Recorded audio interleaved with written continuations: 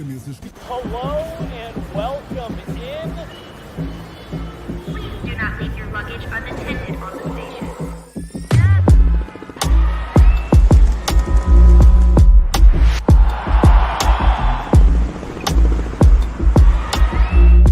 Welcome to the show. Oh my goodness, I looked down. I wasn't ready when it started. Hello. Oh man, I'm off to a rough start already. How's it going, everybody? Jesse Montaño here. Exciting day here at Gorilla Sports. Today's kind of phase one of a bunch of fun, really exciting changes that are coming between now and essentially the start of Broncos season, official start to Broncos season. We've got a lot of fun, exciting things that we're rolling out for you guys at Gorilla Sports. Changes being made, just things being cleaned up. You know, we're barreling quickly, not quick enough, towards our second Avalanche and Nuggets seasons. We got Broncos about to kick off, so we had all kinds of fun stuff. We're going to introduce you guys to a bunch of new folks that are here at Gorilla that you haven't maybe met yet, but it's all coming. We got a J Cam going now. Speaking of changes and people you haven't met, there he is. There's Jay. He's got a microphone, but I can't hear him yet, so he's not allowed to talk. He might be saying stuff. I have no idea if he is. Perfect. I'm going to trust that he said nice stuff about me and nothing else. He could just totally hijack this show at any minute that he wanted to. Guys, I miss hockey season. It's official. 2 years ago. Thanks, Jay. I love you too. 2 years ago, the Avs won the Stanley Cup, played all the way till late June. We had the parade in just a couple days later. Then it was draft, free agency. And man, by the time the 2022-2023 season started, I was wiped. I was wiped. And it was tough to get going 2 seasons ago. And by the time they lost to the Kraken, I was ready. I was ready for the season to be over.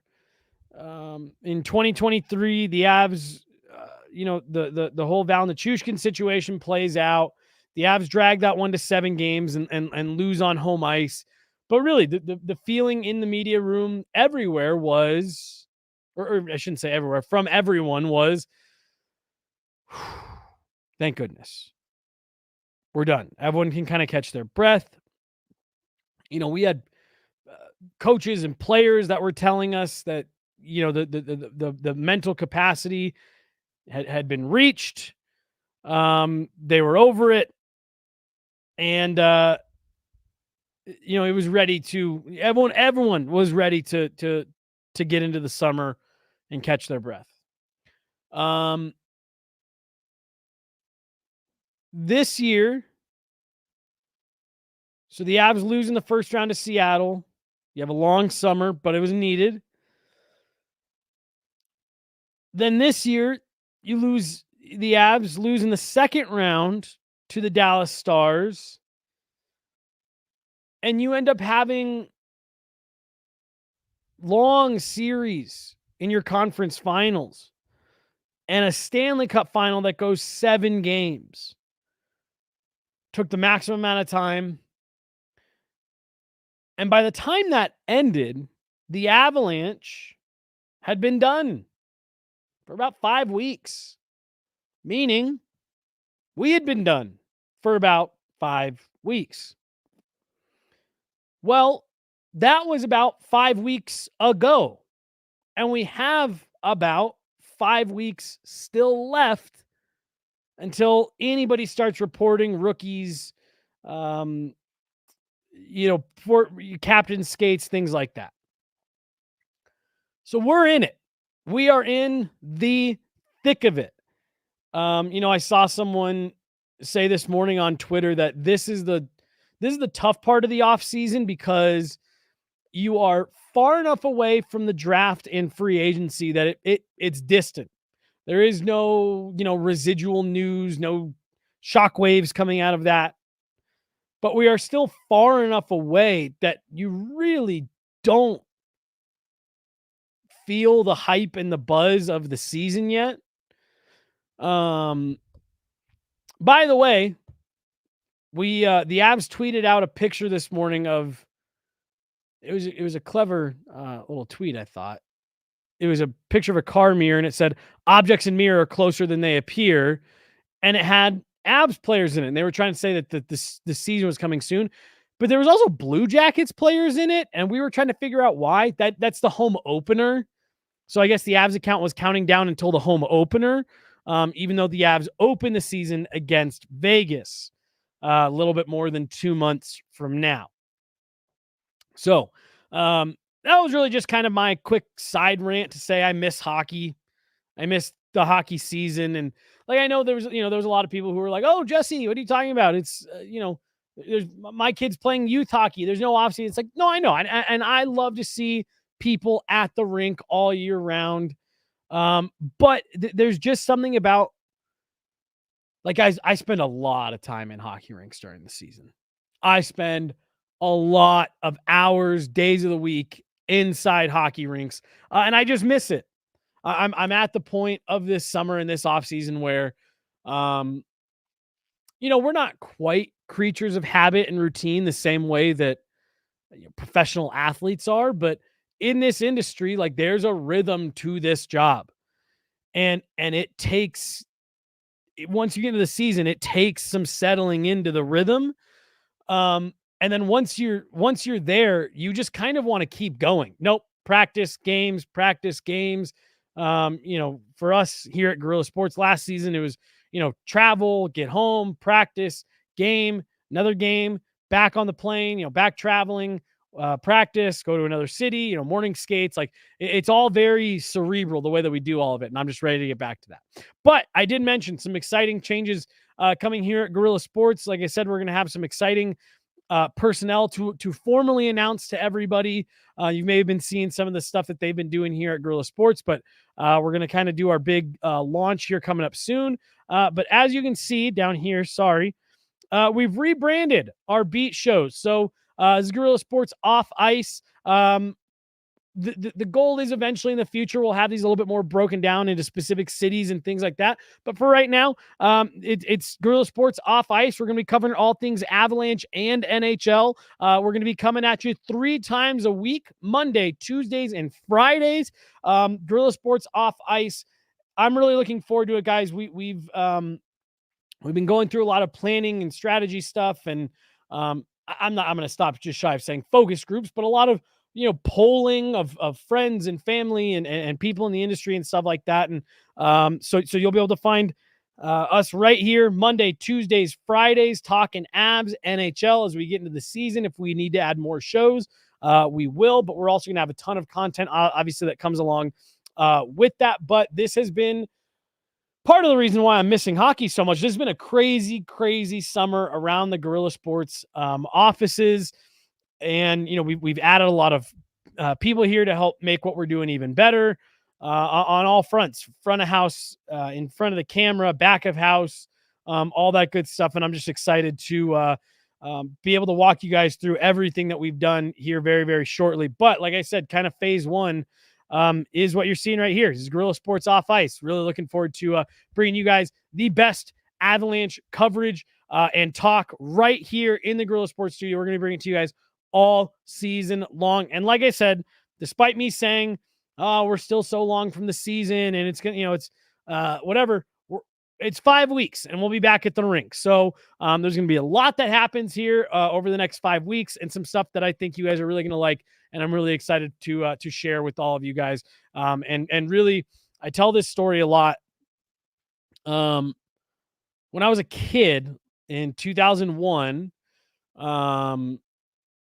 I was about 10 years old, and the Avs were on a run to the Stanley Cup. I had been playing hockey for about 5 years, and I loved the sport. I was growing a deep love for the sport. It was all I wanted to do. I was actually just talking with my mom this weekend. As a kid, I did one basketball camp and I didn't love it. It was fine. I didn't love it. Once I discovered hockey, my parents kept asking me, well, do you want to try baseball? Do you want to try soccer? Do you want to try lacrosse? And my answer was always no. I just want to play more hockey. And so instead of, joining a different sport or whatever, I'd just get on a different team. I'd join a different league. And, I was just trying to play as much as I possibly could. Now, obviously, there's a whole bunch of science now that says you should be playing other sports to, up your hand-eye and make yourself a more versatile athlete. But all I knew is I wanted everything hockey. And I said, this is the greatest sport ever. Why doesn't everyone love? Why do people even play other sports? And the Avs were on a run to the Stanley Cup. They had just eliminated the St. Louis Blues in the Western Conference Final and punched their ticket to the Stanley Cup Final as the President's Trophy winners, the favorites to win the Stanley Cup. I mean, one of the all-time greatest rosters ever assembled in the history of the sport. Joe Sakic, Peter Forsberg. Yes, he was injured. Patrick Waugh, Ray Bourque, Rob Blake, a young Alex Tanguay, a young Milan Hajduk, a special group. And I picked up the newspaper, and not only was there nothing on the front page of the paper about the Avs, they weren't even the front page of the sports section. And they had just won the Western Conference and we're heading on to the Stanley Cup Final. Sorry, Evan Rowell just texted me and completely distracted me. Damn it, Evan. And you're wrong, by the way. If you're still watching, you're wrong. I am teasing something, but it's not that. Ooh, and now this microphone is messed up. This has all gone off the rails. The Avs have just moved on to the Stanley Cup Final, and they weren't on the front page of the Denver Post. They weren't even on the front page of the sports section. And I remember telling my parents, like, why don't people care? Why don't the Avs get the coverage that they deserve? They're so good. And I didn't know it at the time. But that was kind of the seed for me doing this job. And when I started doing this job and I decided that this was something I wanted to pursue, I always thought about that moment and me saying, why don't people care about the Avs? Why don't they get the coverage they deserve? And so now that I'm in this industry, my goal every day is to give Avalanche and hockey fans the coverage they deserve. I think these are the best fans in sports. I think this is the best sport to watch by a mile. In my opinion, it's not even close. And especially here in the U.S., the level of coverage that hockey fans deserve is so high, and we're striving to hit that this year. So, thank you guys for coming along with us. I'm really excited to show you guys what we have for you this year. And it all starts today. With Guerrilla Sports Off Ice. So let's get into what this show we talked about in the headline, in the thumbnail. Another slice of the Val Nichushkin interview drops, and there are interesting tidbits. There's more not necessarily controversy, but a different spin put on the Seattle story and the initial need to head to the player assistance program. But there's one thing I want to talk about first that you guys actually heard me talk about a couple weeks ago on this show. I had been told by a source that I feel very confident in for this, that CSKA of the KHL had made contact with Val Nichushkin, not to make him any type of formal offer or anything like that, but to tell him, hey, if you decide that the KHL is the right place for you, we've got a spot waiting for you. Again, there's all kinds of rules and regulations for what the two leagues can and cannot do. So again, I was told that CSKA basically stopped just shy of saying, here's a contract offer. Take, if you want it. Then essentially they had a meeting where they said, if this is the right move for you, we would love to have you. And in this interview, I should say in this interview, around this interview, more information about a potential KHL home for Val Nichushkin. So this was not CSKA. This was SKA. And this is a quote from the head coach of SKA. And, I believe it's SKA St. Petersburg. As we're CSKA is Moscow. Yes. So SKA St. Petersburg. This is a quote from their head coach. Quote, I was talking to Nichushkin. He and I are on very good terms. We talked to him in the spring. Will he be an SKA? We'll wait and see. Everything is possible. But today, as far as I understand from Nichushkin himself, he remains in the NHL. Colorado is counting on him despite all his problems, and he wants to play there himself. I'm going to read that last part again. But today, as far as I understand from Nichushkin himself, he remains in the NHL. Colorado is counting on him despite all his problems, and he wants to play there himself.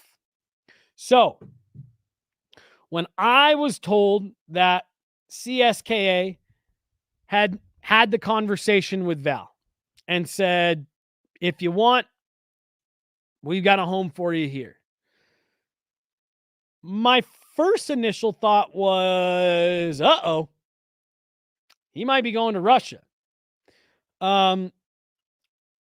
Now hearing that SKA St. Petersburg has had a conversation with him. Keep in mind, SKA St. Petersburg just recently signed, oh my gosh.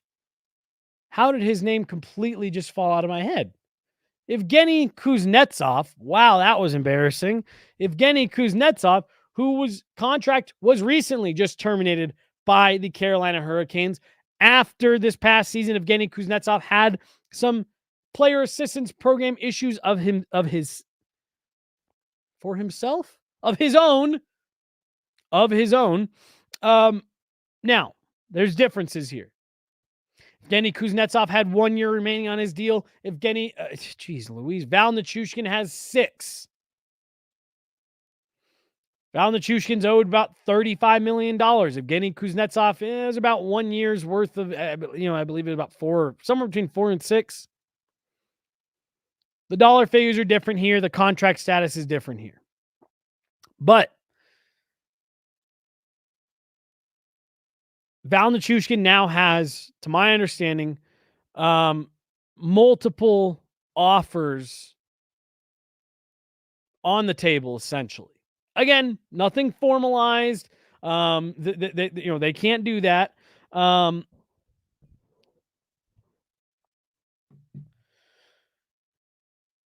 he's got a couple of different offers. He knows, at least, not that he didn't know that already, but Val Nichushkin now knows, he's got paper in hand that says, if you want to play in the KHL, you've got options. Their salary cap means they're not going to be able to pay him as much as the Avs are going to pay him next year. But Val Nichushkin could still go back and make some good money. So this now tells me the ball is completely in Val Nichushkin's court. The Avs' hands are tied. They cannot terminate the deal. buying him out would be salary cap suicide. And the Avs themselves have come out and said they're not going to trade him while he's in the program.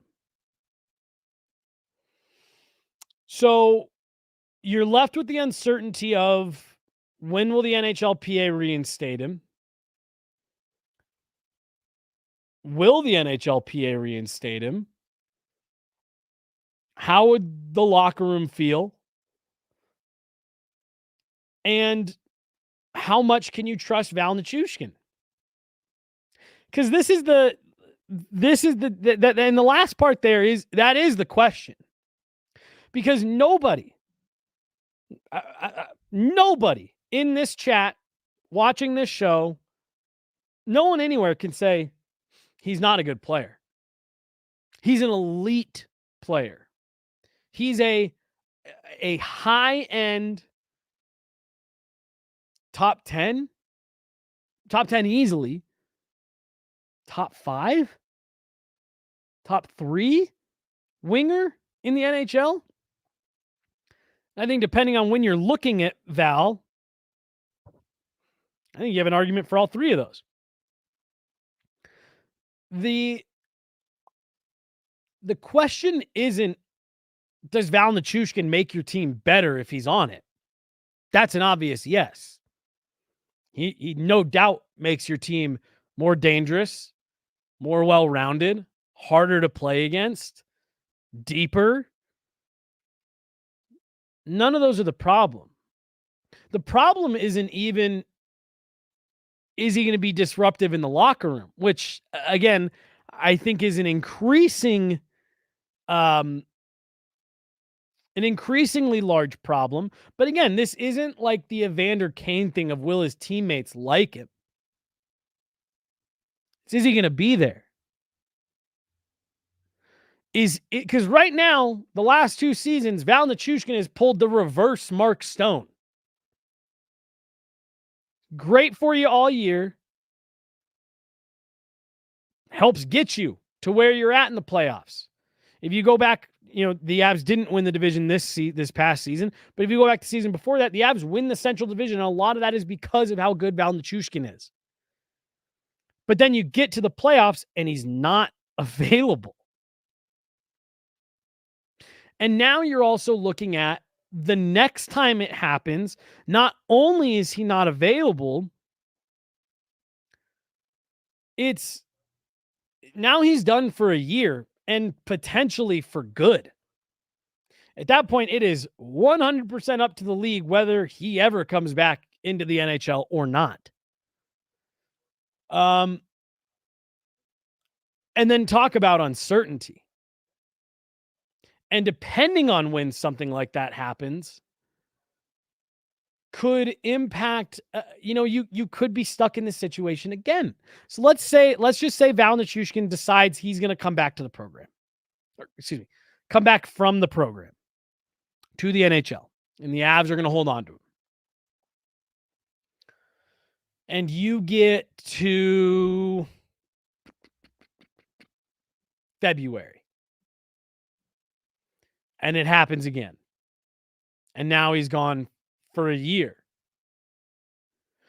Again, I do start to wonder how much things change at that point if you're talking about suddenly now the Avs can terminate. Because that's one thing I haven't been able to get clarity on this summer is, okay, we know that this does not meet criteria for contract termination. At what point, at what level does this get there?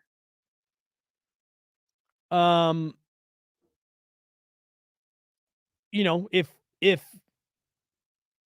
we get to February, he's come back. He came back, let's say in December.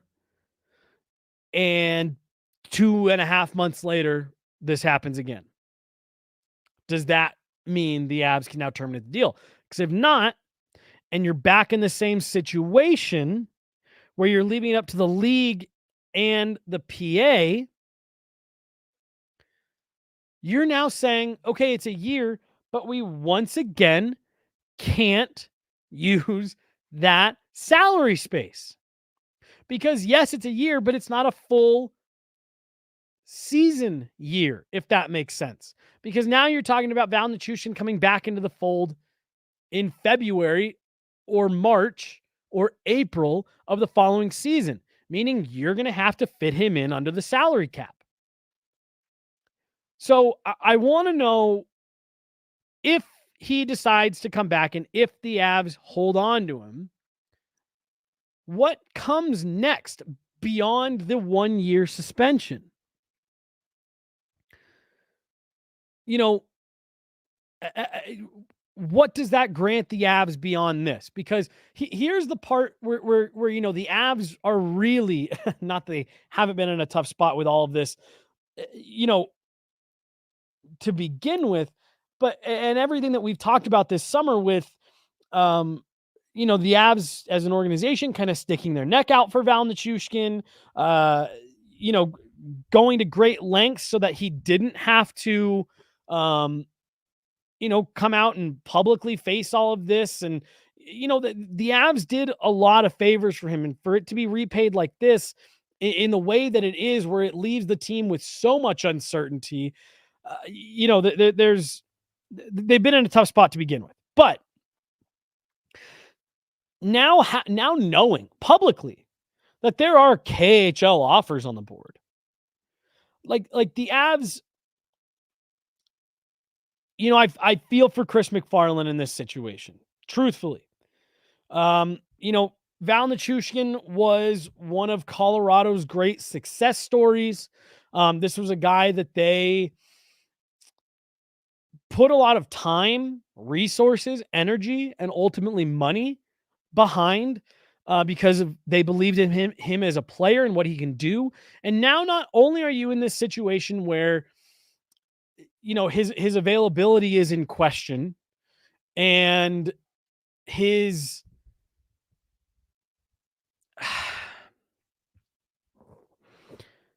you can't trust him. You can't trust he's going to be available. Now, not only is all that a reality, but you now know that he's got 2 offers. And really at any moment, he could just say, I'm done dealing with this, and leave and head back to Russia and jump right into the KHL and make money and maybe try this again in 5 years with in the NHL. And now I do agree with this comment right here. I really do. It's so tough to say this because of how good Val Nichushkin is. He's an outstanding hockey player. I think there's been moments over the last 3 seasons where Val Nichushkin has been a top 5 player in the league. I'm not penciling him in there as, on the hard list, but I think there have been games, weeks, even months, definitely entire playoff series, where you can make the argument, a strong argument, that Val Nichushkin is a top 5 player in the NHL, regardless of position. But there's just too much uncertainty. I've taken this whole summer to digest the entire situation. There's too much uncertainty, and I agree with Joshua right here in the comments. Val choosing to go to the KHL and asking for a contract termination is probably the best case scenario for the Avs. I'm just going to read the comment here because I actually agree with a lot of it. Let's be real. This is from Josh Brunson. Let's be real. Val choosing to go to the KHL and terminate his contract is the best case scenario if the Avs eventually want to move on. They will lose any trade value. Value-wise. Buyout, they lose massive money. Buying out isn't an option for Val Nichushkin. That's hard off the table. If you want to trade him, especially right now, which again, the Avs aren't going to do,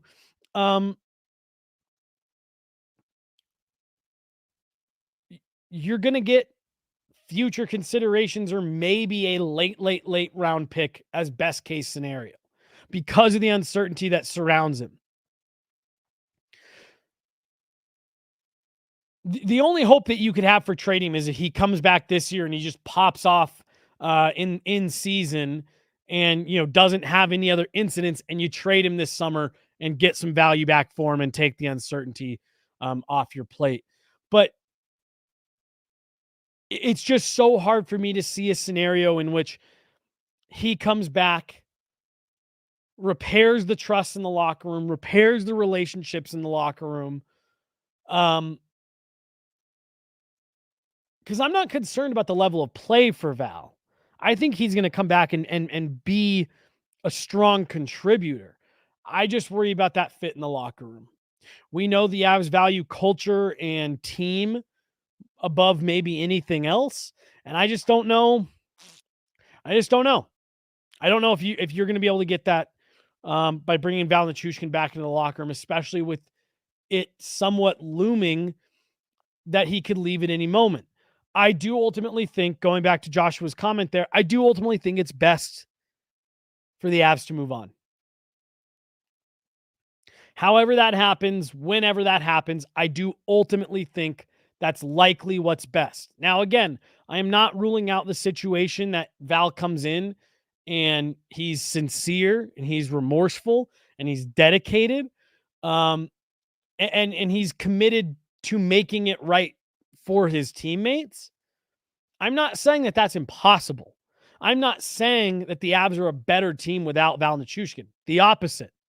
The Avs are absolutely a better team when Val Nichushkin is in the lineup and contributing. The biggest issue here is you cannot trust that he's going to be in the lineup and contributing. 3 times in 13 months, Val Nichushkin has said, I cannot be relied upon at the biggest moments. And we are at the point in all of this. There is nothing anyone else can do. It is on Val. Another comment right here. Seeing the latest video and story Nuke did and hearing the translation of this latest part, I don't know if Val has ever taken responsibility for Seattle, what they're referring to. I'm going to pull it up here for accuracy. Val did talk more about the Seattle incident. Keep in mind, this was filmed before the playoffs began. Big shout out to at Waggett, WAGGOT _, on Twitter for doing these translations quickly. We've got Mark going over it right now, but we got all kinds of stuff going on here in the studio. Mark is tasked with going over this as well. Has been going for so long that Russia banned YouTube before it ended. So let's see here. Val is now saying,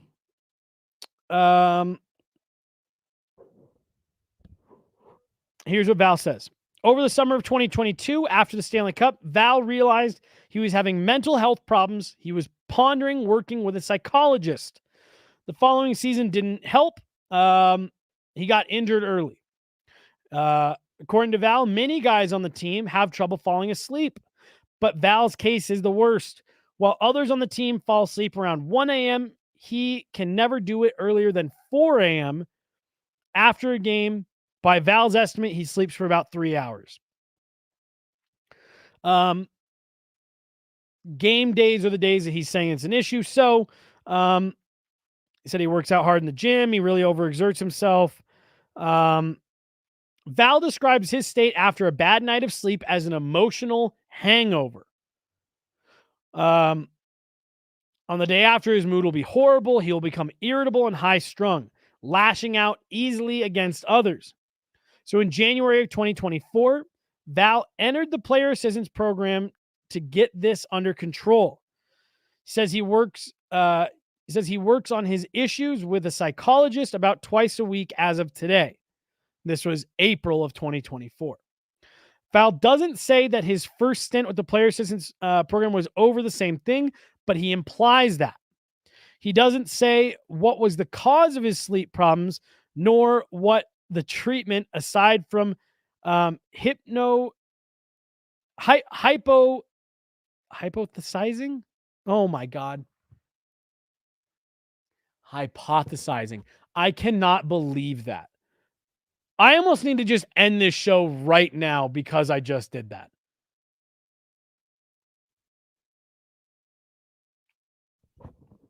I thought it was a medical term. I was trying to read a medical term. Aside from hypothesizing that physical activity might be involved. Son of a bitch, that was embarrassing.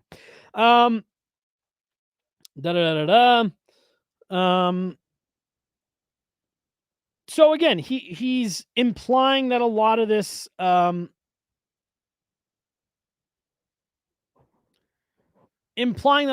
is sleep related, sleep deprivation related. He does go on to say that he likes the team and his teammates. He lives close to a bunch of guys I do a lot.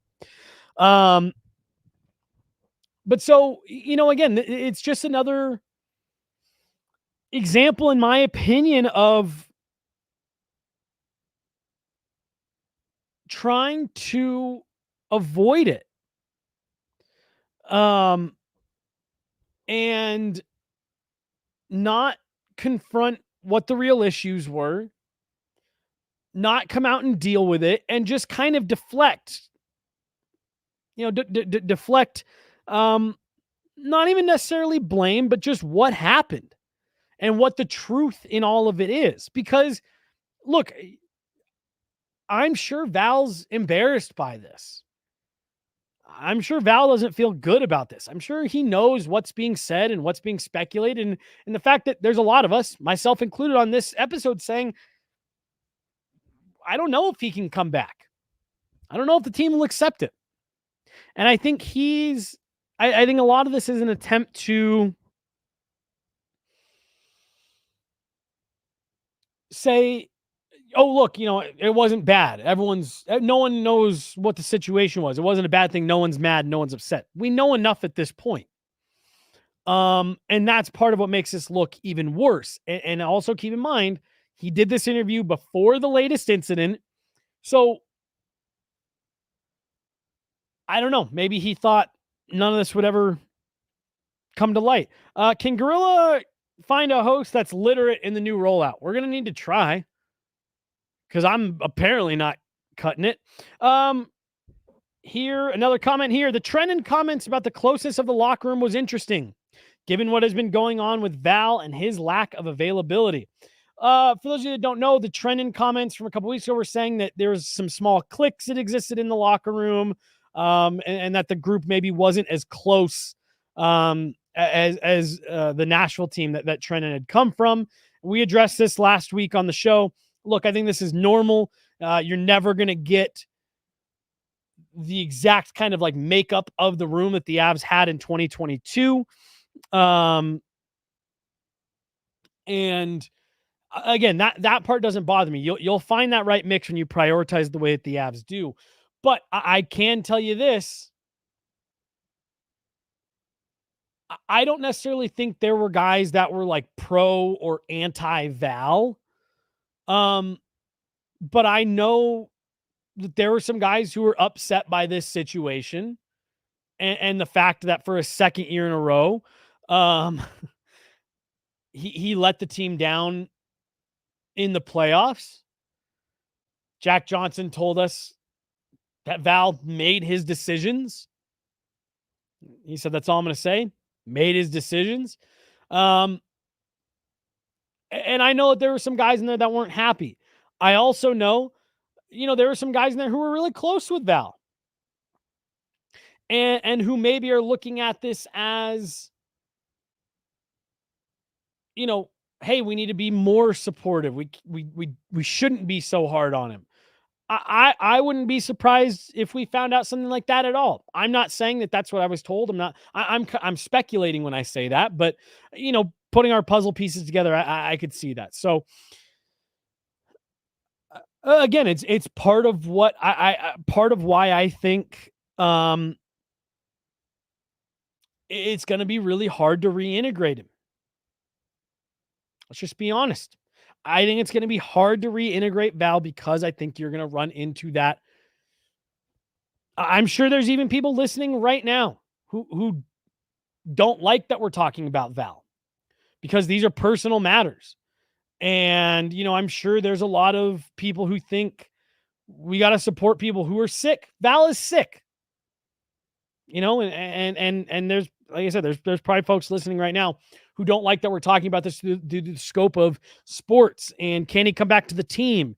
And there's probably folks out there who think that we should just be focusing on him getting better. Sure. In a perfect world, sure. I agree with you. The reality is that's not the case.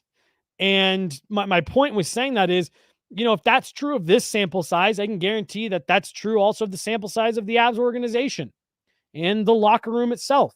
You're going to have people in different camps. I think this is a polarizing incident with Val Nichushkin. And I think that's part of what complicates things in the locker room. I don't know how the Avs leaders can even paint a picture where they can trust him right now. Question from Nix's, Nix's, Nixz. God damn.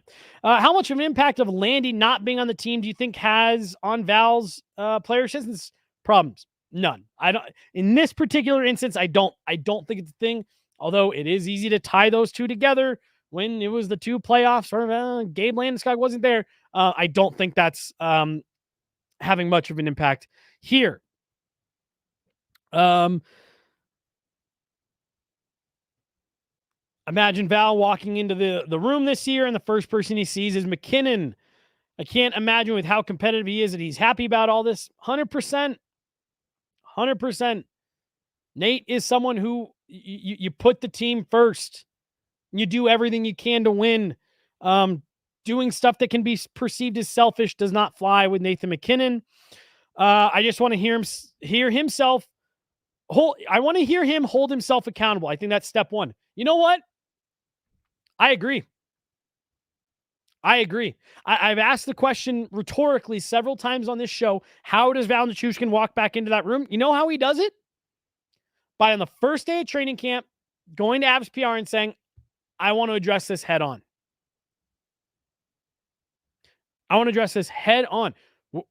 We've talked to Val before. We'd be happy to have him, on here with Gorilla. We can do the interview in Russian. We can have Mark, translate it. However Val wants to do this. If Val comes at it head on and says, I'm owning up to it. Here's what happened. Here's where I messed up. And here's what I'm doing to make it right. I think about Sam Girard. Sam Girard's first availability after getting out of the player assistance program was in Montreal. And you just won't convince me that wasn't intentional. That was Sam Girard's way of saying, I'm back and I'm healthy and I'm good to go. And I'm not scared. I'm not ashamed. I did what I needed to do and I'm back ready to go. And you saw how outstanding Sam Girard was on the ice after he did that. The role he played with the Avs. To me, his play, Sam Girard's play completely flipped the script on the narrative that was surrounding him. And I think he earned his spot as the third defenseman on the NHL roster with the Avs. And I think that's what Val Nichushkin needs to do. I think he needs to come at it, own up to it, say I put myself ahead of the team and I'm not doing it again. And here's why you can trust me. Here's what I've done to make it and myself better. Comment here. Are we ever going to have an honest conversation around professional hockey and cocaine use? I think that's a fair question. And here's the only thing I'll say. I think you can replace the word hockey with sports. And I think it's a conversation that you're right. It's maybe the quiet part out loud. That's the issue here. There's a substance abuse problem in pro sports. I'm an optimist, so I hold on to hope that he comes back healthy and this is all put behind him. I hope so for both him and the Avs' sake. You hope for him. You hope for Val. that he gets the help he needs. And I thought Jared Bednar put it best. Finds some peace. I just mentioned Sam Girard. That to me is what Sam Girard feels like. Sam Girard has found some peace, and it's able to translate back into what he loves. And I'm with you. I think that's what you want to see for Val. And if that translates into him being able to get back on the ice and be a high-end high-end contributor for the Avalanche, that's great for all parties. And the Avs can feel vindicated a bit because they stood by him and supported him. And it paid off, and he rewarded them. You want to see the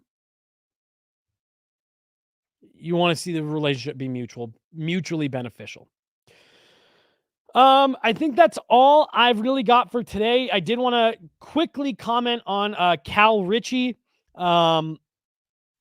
playing for Canada at the World Junior Summer Showcase, not the Ivan Hlinka Gretzky tournament that is also going on right now. That's U18s. Cal Ritchie is at the under 21s Summer Showcase, scored a goal yesterday against Team USA. Scouting report came out on him on Cal Ritchie yesterday from the games.